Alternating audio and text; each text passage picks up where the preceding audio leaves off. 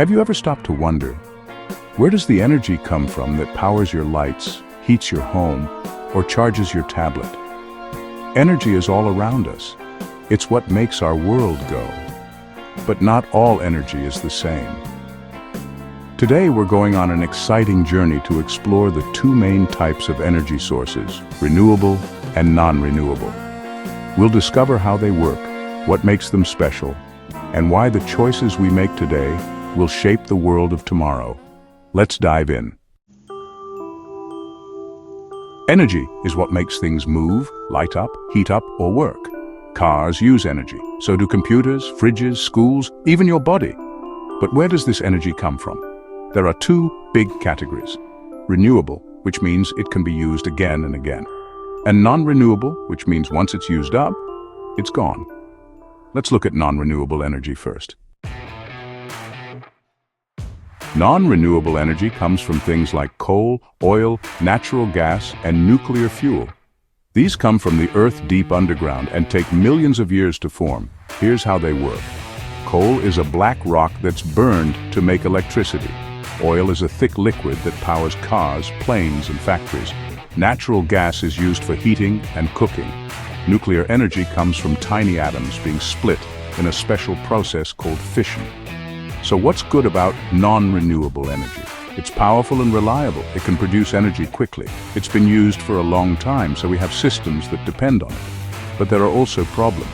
Burning coal, oil, and gas creates pollution. It releases greenhouse gases, which warm the earth and cause climate change. Once we use it up, it's gone. It takes millions of years to replace. That's where renewable energy comes in. Renewable energy comes from natural sources that don't run out, or can be replaced very quickly. Here are the main types. So let's talk about wind energy. Giant turbines use the power of the wind to spin and create electricity. It's clean and green and there's no pollution, but what if there's no wind? Well then, no energy.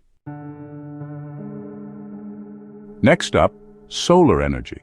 Panels catch sunlight and turn it into power. It's everywhere during the day, which is super handy, and it's great for homes and schools, but, it doesn't work well at night or in cloudy places. Now let's look at hydropower, or water energy. Flowing rivers or dams spin machines to make electricity. It's powerful and reliable and can power entire cities. However, it can harm fish and change river habitats, which isn't so great. So, let's talk about biomass. This is energy that comes from plants, wood, or even food waste. When we burn these materials, it makes heat or electricity. The good thing is it uses leftover stuff and, well, it can be replanted, but, it still releases some pollution. Geothermal energy, it's pretty cool stuff. This uses heat from deep underground to warm buildings or even make electricity. The great thing is, it's always available, even when it's cold outside. But there's a catch. It only works in special places where the earth is hot near the surface. So, renewable or non-renewable? Which should we choose? The truth is we're using too much non-renewable energy, and it's causing big problems for our planet, like rising temperatures, stronger storms, and melting ice.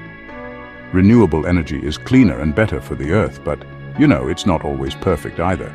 It can be expensive to build, and the weather doesn't always help. That's why scientists and engineers are working hard every day to find better ways to use renewable energy.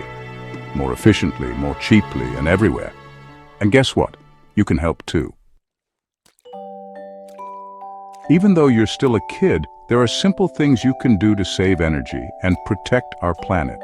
Like turn off lights when you leave a room, unplug chargers when you're not using them, recycle and reduce waste, and of course learn more and share what you know. The more people understand how energy works, the better choices we'll make together. Energy powers everything, but how we create it really matters.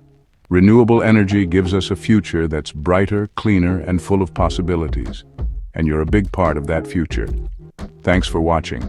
If you enjoyed this video, Don't forget to like, subscribe, and tap the bell so you don't miss our next adventure into science, nature, and beyond. Until next time, stay curious, stay kind, and keep powering up the planet.